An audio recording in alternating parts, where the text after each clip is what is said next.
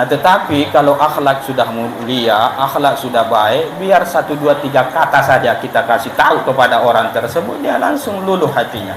Kenapa? Ya, karena memang itu yang paling penting berbanding yang lain. Ya, tapi jangan juga beralasan tidak mau menerima ajakan atau kebaikan karena si pembawa kebaikan atau kebenaran itu orangnya tidak baik. Jangan juga begitu. Disuruh untuk sholat, orang yang menyuruh kita tidak sholat langsung tidak mau tak sholat, kamu saja tidak sholat. Jangan, tetap kebenaran itu harus diterima dari mana saja dia berada.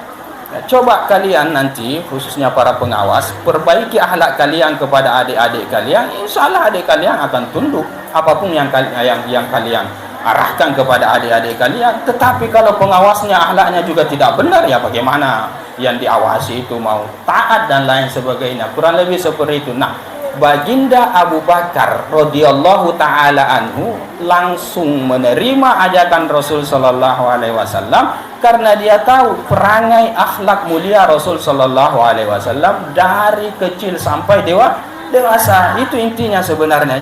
Kata pendeta tersebut, in sadaqallahu ru'yaka, jika Allah itu membenarkan mimpimu, artinya jika betul-betul mimpimu itu mimpi dari Allah subhanahu wa ta'ala, maka akan keluar Nabi akhir zaman di kampungmu, di negerimu, di Makkah, wa takunu wazirahu, dan kamu akan menjadi wazirnya, khalifahnya, fi hayatihi, pada masa hidupnya, wa khalifatahu fi mautihi, dan kamu akan menjadi khalifahnya, penggantinya setelah dia mati.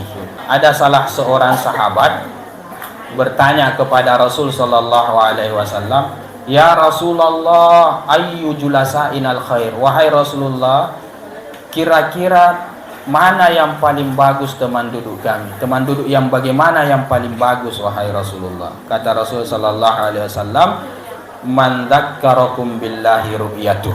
Adalah orang-orang yang membuat kalian ingat kepada Allah subhanahu wa ta'ala ketika melihatnya. Illa, melainkan, kanat lahu, adalah bagi dia, kabwatun, pertimbangan, ya ghaira Abi Bakar, selain daripada Abu Bakar. Itu kata Rasulullah. Jadi tidak ada seorang pun yang aku seru dia ke dalam Islam kecuali orang itu pasti ada pertimbangannya. Selain baginda Abu Bakar. Abu Bakar begitu diseru kepada dia Islam, langsung dia ijabah, langsung masuk Islam. Nah, itu luar biasa sekali statement Rasul sallallahu alaihi wasallam kepada baginda Abu Bakar. Ya Rabbi salli ala Muhammad. Bismillahirrahmanirrahim. Alhamdulillah wassalatu wassalamu ala Rasulillah wa ala alihi wa sahbihi wa mawala wa ba'du. Subhanaka la ilma lana illa ma 'allamtana innaka antal alimul hakim wa tub 'alaina innaka antat tawwabur rahim. Rabbi shrah li sadri wa yassir li amri wahlul 'uqdatam min lisani yafqahu qawli. Rabbi yassir wa la tu'assir, Rabbi tammim bi khair.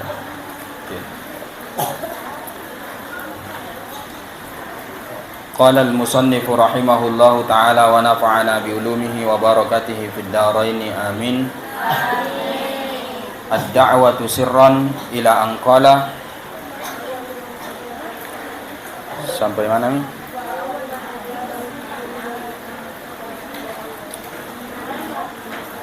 Ya. Ila an qala wa awwalu man ajabahu min ghairi ahli baitihi Abu Bakrin bin Abi Kuhafah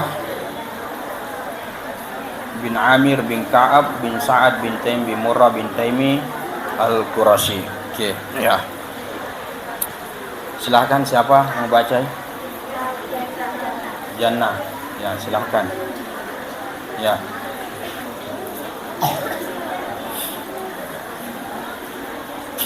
Ya, silahkan. Bismillahirrahmanirrahim.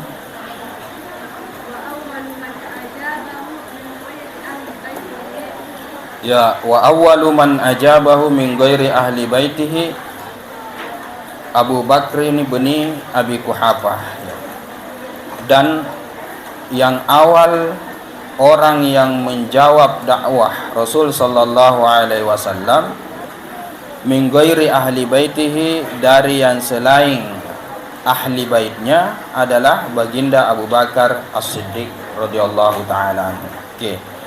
Jadi menyambung pembahasan yang sebelumnya, kita sekarang masih ya pada pembahasan tentang dakwah sirnya Rasul sallallahu alaihi wasallam, dakwah secara diam-diamnya Rasul sallallahu alaihi wasallam, yang mana beliau berdakwah kepada, ya, pertama adalah ahlu baitnya dulu, ya, artinya orang-orang yang dekat kerabatnya Rasul sallallahu alaihi wasallam, atau bahasa kita orang rumahannya Rasul sallallahu alaihi wasallam.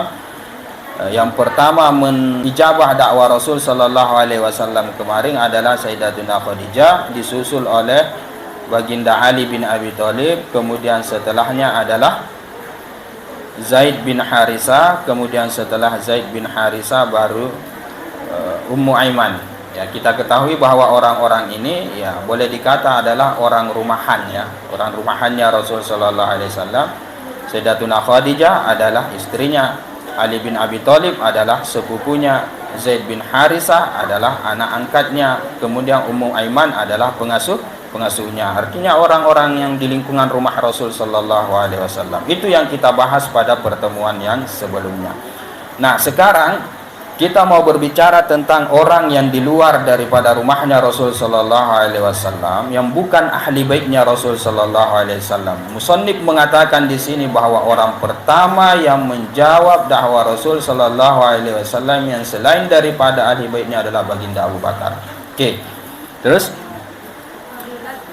ya, Abu Bakar bin Abi Quhafah, ya, Abu Bakar putranya Abu Quhafah bin Amir, ya, anaknya Amir, anaknya Ka'ab, anaknya Sa'ad bin Taim, anaknya Taim bin Murrah, ya, anaknya Murrah At-Taimi, ya, dari marga Taimi, Al-Quraisy, dari bangsa Quraisy. Jadi masih orang Quraisy, ya, dalam artian masih senasab dengan Rasul sallallahu alaihi wasallam. Ya, tepatnya pada siapa? Ibnu Murrah. Pertemuan nasab Rasul sallallahu alaihi wasallam itu kepada Ibnu Murrah. Nah, kurang lebih seperti itu. Jadi beliau masih termasuk daripada orang Quraisy, salah satu bangsa yang termulia, kurang lebih seperti itu, dan merupakan mertua daripada Rasul sallallahu alaihi wasallam, sekaligus sahabat Rasul sallallahu alaihi wasallam sebelum Islam.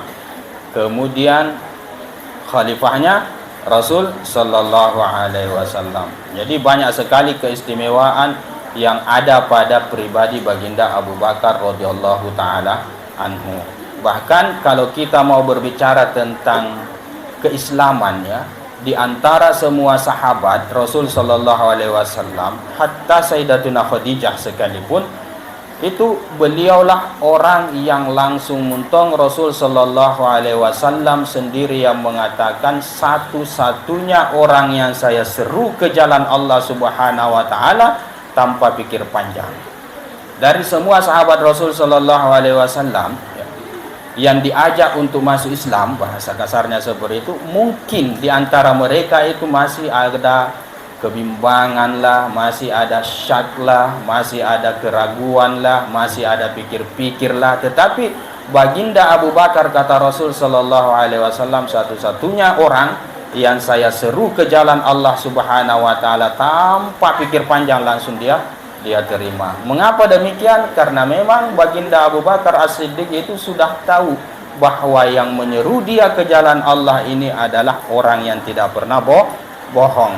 Jadi dia selalu membenarkan apa yang terlontar dari mulut Rasul sallallahu alaihi wasallam, hatta panggilan untuk meninggalkan kebiasaan-kebiasaan jahiliyah sekalipun dia langsung terima itu. Makanya dia digelar sebagai As-Siddiq, karena selalu nak benarkan, oh betul Rasulullah, oh begini lagi Rasulullah, oh betul Rasulullah. Kalau yang lain pikir-pikir dulu, mungkin jangan-jangan salah dan lain sebagainya. Nah, itu keistimewaan baginda Abu Bakar di sisi Rasul sallallahu alaihi wasallam, bahkan banyak sekali. Oke. Terus ya. Ya, kana shadiqan li Rasulillah sallallahu alaihi wasallam, adalah beliau itu adalah temannya Rasul sallallahu alaihi wasallam qablan nubuwati, sebelum kenabian. Jadi sebelum kenabian, sebelum dilantiknya Rasul sallallahu alaihi wasallam, teman dekatnya Rasul sallallahu alaihi wasallam adalah baginda Abu Bakar. Soulmate-nya Rasul sallallahu alaihi wasallam adalah baginda Abu Bakar. Kurang lebih seperti itu. Okey. Ya, ya'lamu mattasafa bihi, dia mengetahui apa yang mensifati, yang disifati oleh Rasul sallallahu alaihi wasallam min makarimil akhlak, daripada akhlak-akhlak yang mulia. Jadi dia tahu persis Rasul sallallahu alaihi wasallam seperti apa orangnya.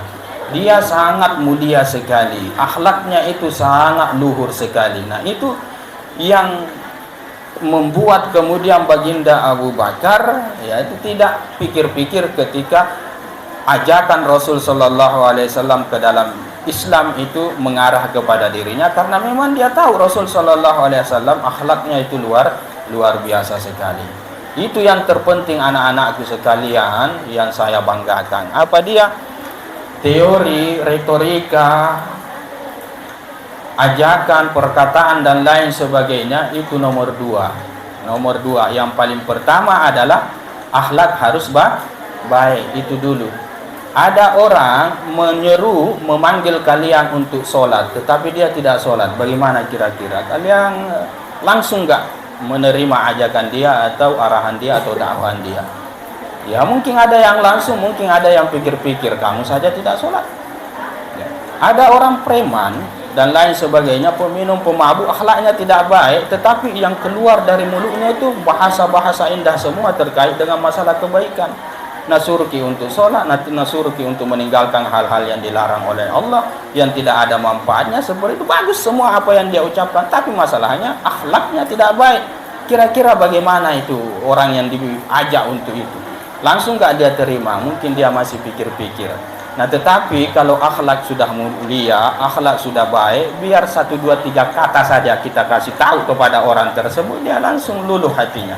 Kenapa? Ya karena memang itu yang paling penting berbanding yang lain. Ya, tapi jangan juga beralasan tidak mau menerima ajakan atau kebaikan karena si pembawa kebaikan atau kebenaran itu orangnya tidak baik. Jangan juga begitu. Disuruh untuk sholat, orang yang menyuruh kita tidak sholat, langsung tidak mau tak sholat, kamu saja tidak sholat. Jangan, tetap kebenaran itu harus diterima dari mana saja dia berada, hatta dari mulut anjing sekalipun kalau kebenaran diterima. Itu kalau bagi kita sebagai orang yang datang kepada kita kebenaran itu atau ajakan kebenaran itu. Tetapi orang yang menyampaikan kebenaran itu sendiri, tuntutan yang pertama kepada dia adalah akhlaknya juga harus bagus, harapnya harus mulia.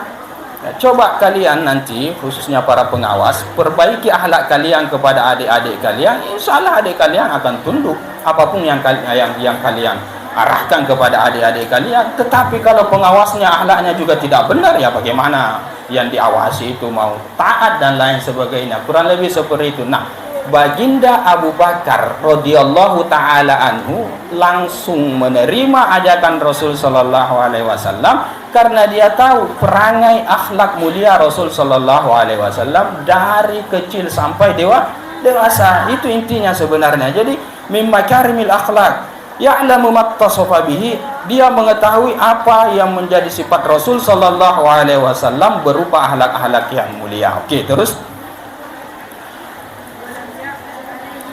ya walam ya'had alaihi kadiban, dan ia tidak pernah membuktikan kepadanya, ke atas Rasul sallallahu alaihi wasallam kadiban, kedustaan. Baginda Abu Bakar belum pernah melihat, mendengar Rasul sallallahu alaihi wasallam itu berbohong, tidak pernah. Oh, sementara yang lain ya mungkin banyak rekayasa, banyak alasan, banyak bohong dan lain sebagainya. Tapi Rasul sallallahu alaihi wasallam lam ya'had alaihi kadiban mundu istahaba, semenjak keduanya itu berteman.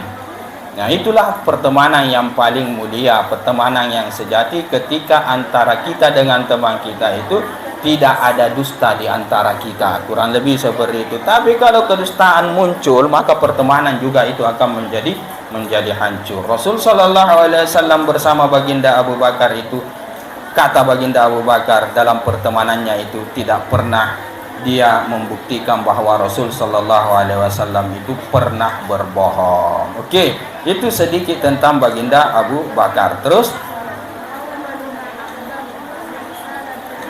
ya, fa awwalu ma akhbarahu bi risalatillahi. Nah, awal apa yang Rasul sallallahu alaihi wasallam beritakan kepadanya bi risalatillahi, akan risalah Allah Subhanahu wa taala yang ia emban, yang dia bawa untuk disampaikan, asra'a bit tasdiq, maka dia bersegera untuk membenarkan Rasul sallallahu alaihi wasallam. Dia langsung benarkan Rasul sallallahu alaihi wasallam tanpa tanggung-tanggung. Nah, itu keistimewaan daripada baginda Abu Bakar, ya, kurang lebih lah seperti itu. Jadi intinya anak-anakku sekalian yang dirahmati Allah Subhanahu wa taala, bahwa ya ketika kebaikan itu terlontar dari mulut orang baik, maka itu masuknya itu ke dalam orang itu, orang yang disampaikan kepada dia kebaikan itu langsung meresap. Tetapi kalau kebaikan itu terlontar dari mulut orang yang tidak baik, maka bisa saja dia mentah, itu tidak masuk kepada orang yang didakwahi atau orang yang diarahkan kepada dia kebenaran. Nah, seperti itu Rasul sallallahu alaihi wasallam, ya, kepada baginda Abu Bakar. Dia langsung membenarkan Rasul sallallahu alaihi wasallam, dan itu adalah keimanan yang sangat tinggi. Keimanan yang sangat tinggi ketika kita itu langsung mempercayai apa yang datang dari Allah Subhanahu wa taala tanpa kita mau mempermasalahkannya. Ya, beda dengan orang-orang jahiliyah yang pada saat itu ada yang mengatakan bohong itu Muhammad, karang-karang itu Muhammad, risalah Allah Subhanahu wa taala. Banyak yang seperti itu, tapi baginda Abu Bakar tidak.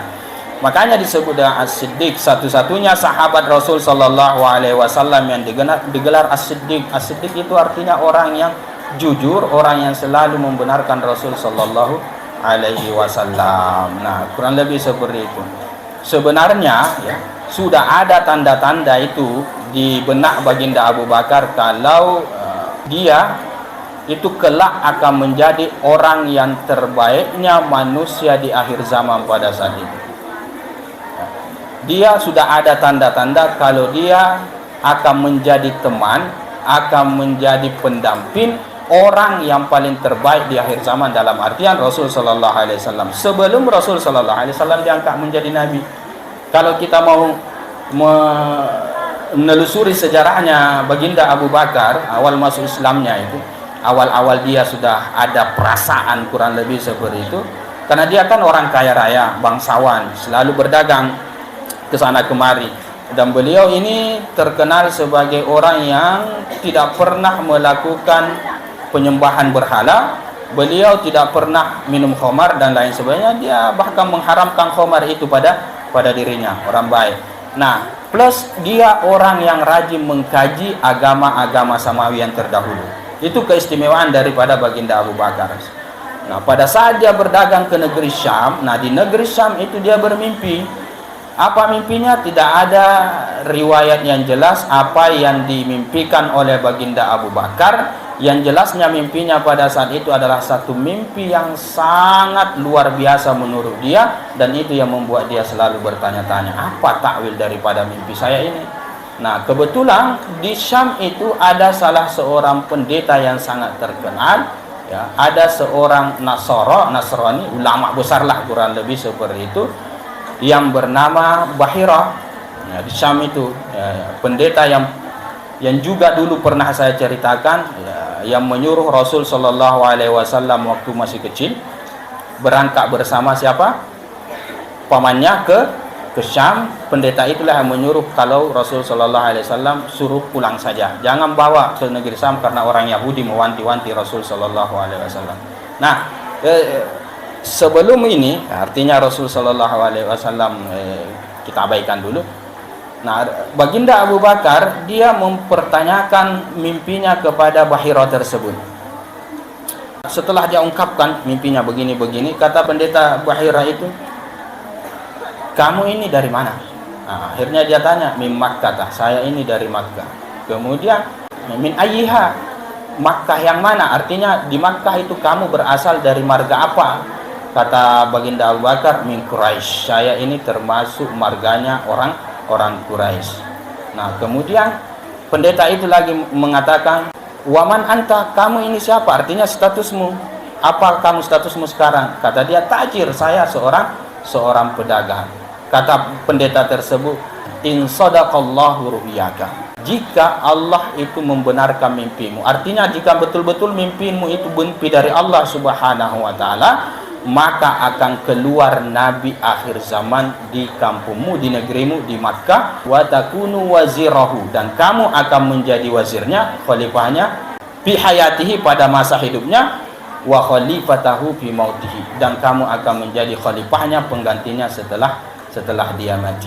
Nah, pada saat itu bergembira baginda Abu Bakar mendengar takwil mimpi daripada Bahira tersebut. Itulah yang dia selalu wanti-wanti, siapa kira-kira ini Nabi akhir zaman. Yang jelasnya saya ini akan menjadi wazirnya, saya ini akan menjadi teman dekatnya, kurang lebih seperti itu.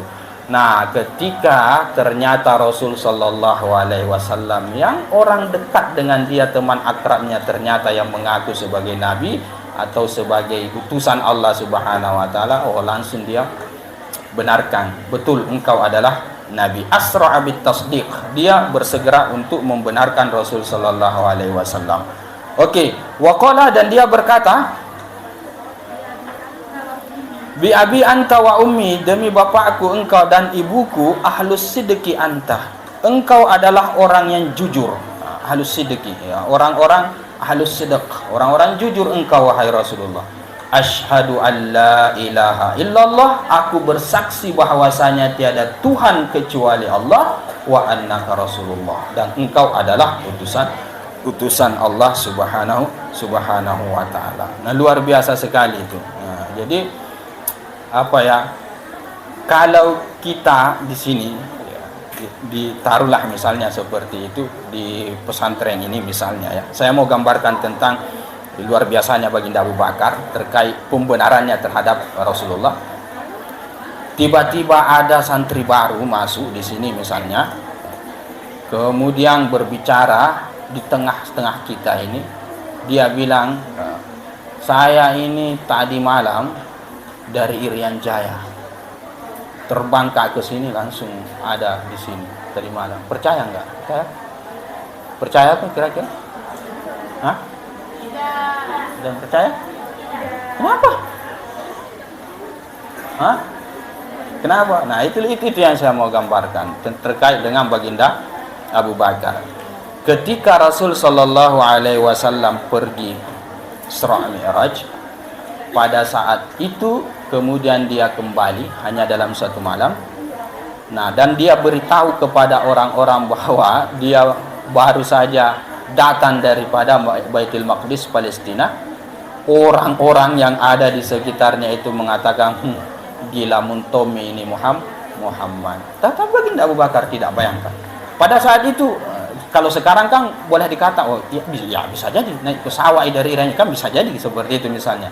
Tadi malam naik pesawat jam 10 ya datang nih, misalnya paginya ya ada di sini misalnya, kurang lebih seperti, kan bisa saja masuk akal itu.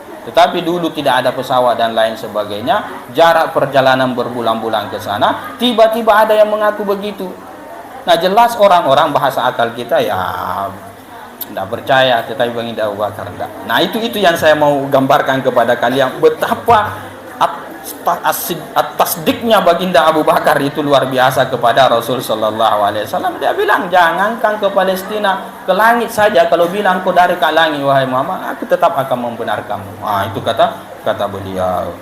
Jadi langsung muntong ketika Rasul Sallallahu Alaihi Wasallam mengaku diri sebagai Nabi Allah Subhanahu Wa Taala, membawa risalah Allah Subhanahu Wa Taala, langsung ahlus sidqi anta asyhadu an la ilaha illa wa annaka rasulullah. Oke, langsung berucapkan 2 kalimat syahadat. Terus, kana radhiyallahu anhu,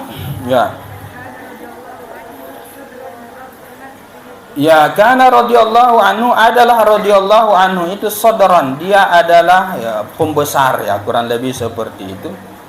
Dia adalah tokoh. Sodron itu artinya dada, maksudnya dada artinya orang yang dituakan, orang yang dipandang, tokoh lah. Mu'azzaman fi Quraisy, dimuliakan di tengah orang Quraisy. Ya. Ada 10 dalam sejarah itu orang Quraisy, kemuliaan orang Quraisy itu mentok, artinya nisbatnya itu sampai kepada 10 orang. Itu orang-orang mulianya Quraisy. Salah satunya adalah baginda Abu Bakar. Beliau sangat diagungkan di tengah orang-orang Quraisy ala sa'atin minal mal, atas keluasan daripada harta. Satu, dia orangnya kaya raya. Wa karamil akhlaki, dan dia adalah orang yang mulia akhlaknya. Jadi ada 2 keistimewaan yang ada pada dia. Satu, dia orang bangsawan, kaya raya, konglomerat. Yang kedua, baik pula akhlaknya. Bagaimana tidak disukai oleh orang-orang Quraisy kalau begitu? Bagaimana tidak ditokohkan? Tidak kaya raya saja, yang penting akhlak mulia itu sudah dimuliakan di tengah orang-orang. Apalagi orangnya dermawan, orangnya suka menyumbang dan lain sebagainya. Tanpa ada suka oleh masyarakat.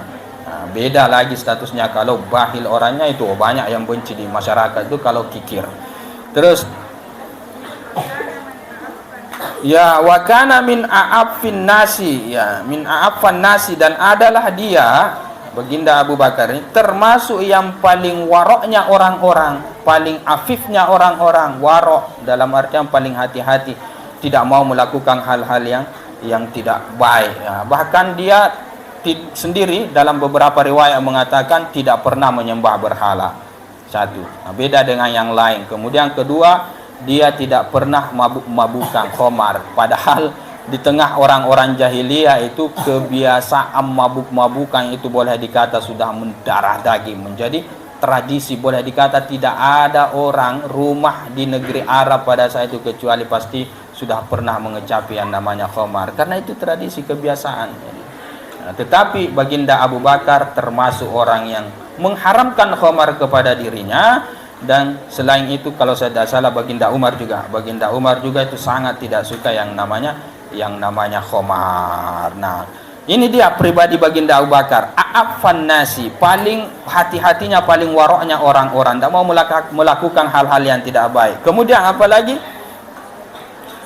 sakhian, sangat dermawan, ya bazulul mala, dia memberikan hartanya ke sana kemari, khususnya di jalan Allah Subhanahu wa ta'ala. Rata-rata sahabat Rasul sallallahu alaihi wasallam di awal-awal risalah Allah Subhanahu wa ta'ala yang termasuk dalam kategori ad-du'afa, orang-orang lemah dari kalangan para budak, yang memerdekakan mereka adalah baginda Abu Bakar. Rata-rata betapa mulianya, betapa dermawannya baginda Abu Bakar. Bilal dia beli, kemudian dia merdekakan, dia sumbangkan hartanya, dia keluarkan untuk membeli budak, kemudian dia merdekakan. Dia sumbangkan hartanya di jalan Allah Subhanahu wa ta'ala dalam peperangan dan lain sebagainya. Jadi baginda Utsman menyedekahkan hartanya di jalan Allah Subhanahu wa ta'ala sepertiganya.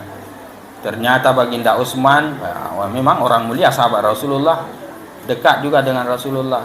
Masih ada yang dikalah oleh baginda Umar. Baginda Umar itu setengah daripada hartanya dia sumbangkan di jalan Allah Subhanahu wa ta'ala, dan baginda Abu Bakar semua hartanya dia sumbangkan di jalan Allah. Ketika ditanya oleh Rasul sallallahu alaihi wasallam, lantas apa yang kau tinggalkan untuk keluargamu, untuk anak dan istrimu? Apa jawaban baginda Abu Bakar? Yang aku tinggalkan untuk mereka adalah Allah wa Rasuluh, Allah dan Rasulnya. Nah, jadi tangkis itu tidak ada orang yang bisa menyaingi baginda Abu Bakar. Betapa sahinya dia, dermawannya dia, yabzul mal, dia sumbangkan hartanya di jalan Allah Subhanahu wa ta'ala. Intinya kalau mau dekat dengan Allah Subhanahu wa ta'ala, kita harus bersifat sahi, jangan bersifat bakhil. Karena ada riwayat yang mengatakan orang yang dermawan itu qaribum minallah, dekat kepada Allah, qaribum minal jannah, dekat kepada surga, dan jauh daripada neraka.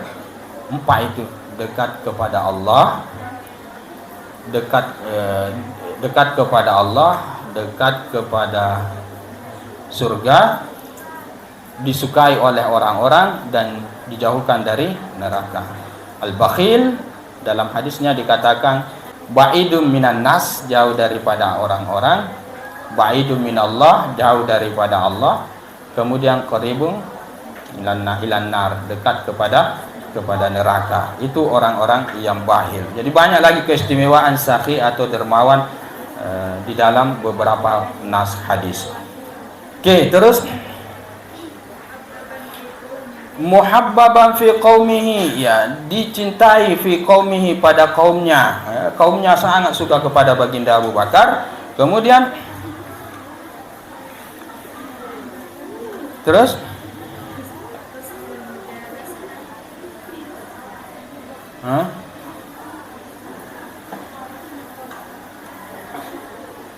husnal mujalasati, atau pada muhabbaban, sakhiyan husnal mujalasati, dan bagus sekali al mujalasati, apa namanya ya, bagus ditemani duduk. Maksudnya ini bagus untuk dijadikan teman, kurang lebih seperti itu. Al mujalasati, kita duduk dengan dia, itu termasuk orang yang bagus ya. Jadi kalau mau cari teman, carilah orang yang baik, kurang lebih seperti itu. Ada salah seorang sahabat bertanya kepada Rasul sallallahu alaihi wasallam, "Ya Rasulullah, ayyu julasa'inal khair?" Wahai Rasulullah, kira-kira mana yang paling bagus teman duduk kami? Teman duduk yang bagaimana yang paling bagus wahai Rasulullah? Kata Rasul sallallahu alaihi wasallam, "Man dzakkarakum billahi ru'yatuh." Adalah orang-orang yang membuat kalian ingat kepada Allah Subhanahu wa taala ketika melihatnya. Jadi baru dilihat orangnya, kita langsung ingat kepada Allah Subhanahu wa taala. Nah, cari teman duduk yang seperti itu, bergaul dengan orang-orang yang begitu. Jadikan teman orang-orang yang seperti itu. Kira-kira orang yang mengingatkan kita kepada Allah sekedar melihatnya itu yang bagaimana sih? Preman kalau melihat apa yang terbayang dalam benak kalian? Hah? Kalau preman pakai tato dan lain sebagainya, kumis panjang, rambut dan lain sebagainya, pakai celurit lagi, apa yang terbayang di matamu kalau lihat preman yang begitu? Paling yang terbayang itu pembunuhan, mabuk-mabukan, judi dan lain sebagainya, seperti itu ya. Kalau dukun melihat, apa yang terbayang di benakmu? Setan dan lain sebagainya, orang setan, orang kesurupan, kan begitu yang terbayang di benak kita kalau kita lihat dukun. Nah, siapa kira-kira orang yang tiba-tiba terbayang Allah kalau kita melihat mereka? Ya, jelas orang-orang soleh, orang-orang yang baik, orang-orang soleh. Begitu kita lihat saja orangnya, lihat mukanya saja, langsung Allah untung diingat. Nah, begitulah orang-orang soleh. Artinya carilah teman-teman yang bisa membuatmu ingat kepada Allah Subhanahu wa taala sekedar melihatnya. Satu. Kemudian yang kedua adalah man raggabakum fil akhirati amaluhu. Ya. Yang membuat kalian itu tertarik kepada akhirat amalannya. Jadi kita lihat aktivitasnya, amalannya, tiba-tiba kita tertarik untuk beramal akhirat. Siapa lagi kalau bukan para ulama, para salafun saleh, orang-orang soleh yang seperti itu. Kalau artis kalian lihat, maka yang itu membuat kalian bersemangat untuk apa? Kalau artis melihat joget-joget, bersemangat untuk apa kalian? Tiba-tiba mau juga mau joget-joget, kurang lebih seperti itu. Penyanyi lah dan lain sebagainya. Ya. Kalau orang-orang Korea kalian lihat misalnya, tiba-tiba mau juga mak gaya dan lain sebagainya, kan begitu ceritanya. Tetapi kalau orang-orang yang soleh kita lihat, maka amalan-amalan dia, ya, tentunya amalan-amalan kebaikan itu yang membuat kita termotivasi untuk melakukan amalan akhirat juga. Itu kata Rasul sallallahu alaihi wasallam. Kita bersemangat untuk melakukan amalan-amalan yang berkaitan dengan akhirat. Kemudian yang ketiga kata Rasul sallallahu alaihi wasallam, man zada fi ilmikum mantiku, ya, yang menambahkan kepada kalian ilmu kalian ucapannya. Artinya ucapannya yang membuat ilmu kita semakin bertambah. Nah, cari orang-orang yang seperti ini ya. Ada juga Orang teman-teman, bukan ilmu yang kita dapat kalau kita bergaul dengan mereka, justru yang kita dapat adalah keburukan. Karena bercerita keburukan saja, menggibah saja dan lain sebagainya. Ada orang yang teman kita itu nak berikan sekedar dia berkata, berucap, justru bertambah ilmu pengetahuan kita. Ya, jelasnya itu adalah orang-orang yang baik. Nah, ini yang dimaksud oleh Rasul Sallallahu Alaihi Wasallam, teman yang duduk, dan salah satunya yang sedang kita bahas di sini. Siapa dia? Baginda Abu Bakar As-Siddiq, husnul mujalasah. Dia orangnya baik sekali untuk ditemani dulu. Oke. Walidzalika kullihi, dan oleh karena itulah semuanya sallallahu alaihi wasallam bimanzilatil wazir, ya. Karena itulah semuanya, maka adalah dia dari sisi Rasul sallallahu alaihi wasallam bimanzilatil wazir, setimbang, bimanzilah, seposisi dengan seorang wazir. Ya, kurang lebih seperti itu. Jadi raja ada wazirnya, kurang lebih seperti itu, ada penggantinya. Jadi Nabiullah Musa ada wazirnya. Siapa wazirnya Nabiullah Musa? Nabiullah Harun. Nah, Rasul sallallahu alaihi wasallam Nabi, siapa wazirnya? Adalah Baginda Abu Bakar. Nah, atas dasar akhlak-akhlak yang mulia inilah dan kelebihan-kelebihan yang lain yang membuat dia setimbang dengan wazir, kurang lebih seperti itu. Oke. Itu Baginda Abu Bakar, ya. Ya, fakana yastashiru, adalah dia Rasul sallallahu alaihi wasallam yastashiru, bermusyawarah dengannya fi umurihi kulliha, pada perkara-perkaranya semuanya. Jadi perkara-perkara Rasul sallallahu alaihi wasallam itu biasanya akan dia musyawarahkan dengan Baginda Abu Bakar, ya. Saking mulianya dia di sisi Rasul sallallahu alaihi wasallam. Terus wa qala fi haqqihi, dan Rasul sallallahu alaihi wasallam berkata fi haqqihi, pada haknya Baginda Abu Bakar, artinya terkait dengan status Baginda Abu Bakar, ya, posisi Baginda Abu Bakar, karakter Baginda Abu Bakar. Apa kata Rasulullah? Ma da'autu ahadan, aku tidak pernah berdakwah kepada seorang pun untuk masuk kepada Islam.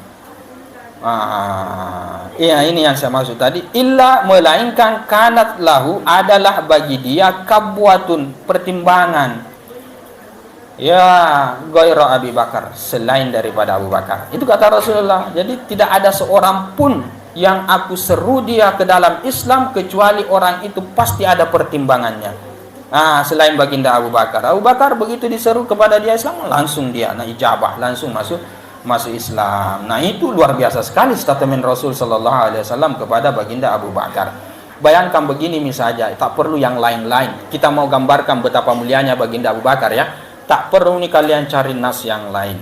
Tak perlu kalian cari hadis-hadis kesana kemari tentang keistimewaan Baginda Abu Bakar. Cukup pegang saja, ya, perintah Rasul sallallahu alaihi wasallam dalam beberapa riwayat yang mengatakan, ya, perintah beliau untuk menggantikan posisi Rasul sallallahu alaihi wasallam sebagai imam ketika dia sedang sakit.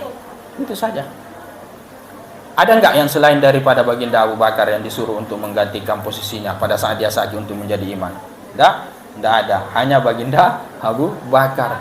Imam solat, luar biasa itu. Iman di tempatnya Rasulullah SAW memimpin jamaah untuk sholat. Dan siapa yang mendapat izin untuk menggantikan dia waktu Rasulullah SAW sakit? Baginda Abu Bakar. Dari situ kita sudah bisa tebak betapa mulianya Baginda Abu Bakar di mata Rasul SAW, di mata Allah Subhanahu wa Ta'ala.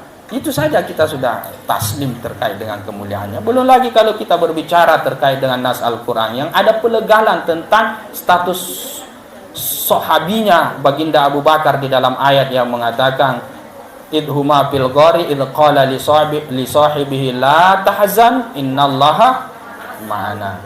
Ketika dia berada di gua, dan pada saat itu Rasul sallallahu alaihi wasallam berkata kepada sahabatnya. Siapa yang dimaksud sahabatnya? Baginda Abu Bakar. Jangan bersedih hati, sesungguhnya Allah sedang bersama kita. Di ayat itu Allah melegalkan status kesahabatan baginda Abu Bakar. Hanya dia saja yang disebut sahabatnya di dalam Al-Quran. Siapa yang dimaksud sahabatnya? Baginda Abu Bakar. Yang lain-lain kasihan, tidak ada yang disinggung-singgung sahabat-sahabat, tidak ada. Di dalam Al-Quran ya, hanya baginda Abu Bakar. Qala li sahibihi. Itu luar biasa sekali, Allah legalkan itu. Oke. Ya, wa kanatid da'watu ilal islami sirran adalah dari tadi azan sementara mana titiknya ini? Oke, wa kanatid da'watu, dan adalah dakwah ilal islami, ke dalam Islam itu sirran, secara sembunyi-sembunyi, secara rahasia. Kenapa hazran? Karena menghindari mim mufaja'atil Arab, dari keterkejutannya orang Arab, ya, kaget, heboh, ini yang saya bilang pada pertemuan yang lalu. Bi amrin syadidin, akan perkara yang sangat besar, kahada, seperti ini, seperti risalah Allah Subhanahu wa taala, yaitu keislaman untuk disebarkan di tengah orang-orang Arab yang buruk akhlak, yang jahiliyah. Itu kan menghebohkan, amrun syadid itu. Jadi oleh karena itu maka dakwahnya secara sembunyi-sembunyi, sirron, karena dikhawatirkan kaget nanti orang Arab, ya apa ini? Kenapa ada yang mengaku nabi ini? Kenapa nak suruh tinggalkan berhala? Kenapa nak caci maki berhala kita dan lain sebagainya? Jadi mengamuk itu orang kalau langsung apa yang namanya terang-terangan. Makanya pelan-pelan, alon-alon, santai saja, perlahan, kurang lebih seperti itu. Nah, jadi seperti itu metode dakwah. Kalau kalian masuk pada satu kampung yang terkenal di kampung itu bertentangan dengan apa yang kita sampaikan, jangan langsung memponis, jangan langsung menyampaikan, pelan-pelan dulu. Santai saja dulu. Lihat ibu-ibu yang sujud di masjid di kampung misalnya, kelihatan telapak kakinya, langsung juga ambil mic di depan. Assalamualaikum warahmatullahi wabarakatuh. Orang yang kelihatan auratnya ibu-ibu sekalian, langsung ceramah itu masuk neraka semua. Sudah, lempari maka itu orang kampung. Kalau pelan-pelan dekati itu ibunya dan lain sebagainya. Di situ misalnya di kampung itu banyak sekali penjudi, peminum, pemabuk dan lain. Kita langsung ke tengah-tengah mereka, langsung berdakwah. Siapa yang begini akan masuk neraka dan lain sebagainya. Ya sudah, benci maka itu orang-orang situ. Santai, perlahan, sembunyi-sembunyi, ajak dia dengan baik. Itu metode dakwah. Makanya di Indonesia itu banyak orang tergugah hatinya untuk masuk Islam, karena dakwah Wali Songo adalah dakwah yang diterapkan oleh Rasul Sallallahu Alaihi Wasallam, yang sama dengan Rasul Sallallahu Alaihi Wasallam ketika beliau awal-awal diangkat menjadi Nabi. Wali Songo dakwah secara perlahan di Indonesia, makanya banyak yang terima. Sementara di tempat-tempat yang lain, kesusahan dan lain sebagainya, karena caranya tidak disamakan dengan cara Rasul Sallallahu Alaihi Wasallam. Kita berdakwah dengan penuh kelembutan, pelan-pelan sampai kita masuk kepada sendi daripada masyarakat tersebut.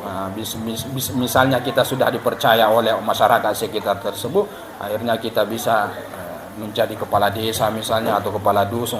Tambah enak maki berdakwah seperti itu. Tapi kalau masuk di satu kampung yang memang kebiasaannya buruk dan lain sebagainya, langsung muntung dikit, memponis dan lain sebagainya, maka banyak yang tidak suka. Nah, begitu metode dakwah Rasul Sallallahu Alaihi Wasallam di awal, yaitu menghindari keterkejutan orang Arab atas perkara yang sangat besar, yang luar biasa seperti agama Islam ini. Terus ya sahabu istislamuhum, maka susahlah masuk Islamnya mereka, ya susahi. Kenapa? Ya kaget, heboh. Ya, pakana alaihi salatu wassalam, maka adalah Rasul Sallallahu Alaihi Wasallam la yad'u, dia tidak berdakwah illa may yasiqu bihi, kecuali orang yang dia percayai. Ya, artinya kerabat dekatnya. Ya, itu saja dulu yang kita percaya, jangan langsung. Payas abu istilamuhum, kalau langsung maka susah sekali mereka untuk masuk Islam. Langsung itu natolak, kaget. Tradisi itu, kebiasaan itu susah dirubah. Makanya ada istilah apa itu?